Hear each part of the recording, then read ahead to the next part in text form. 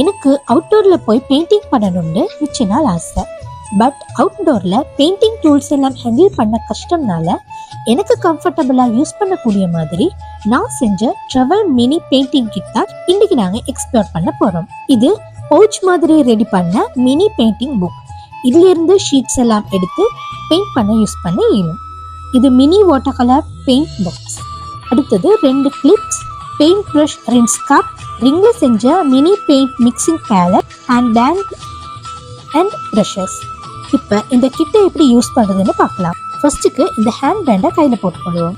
Paint mixing palette, water colour, boat and water. Final output of our mini travel painting kit. இந்த kit எப்படி இருக்குதுன்னு மறக்காம comment பண்ணுங்க.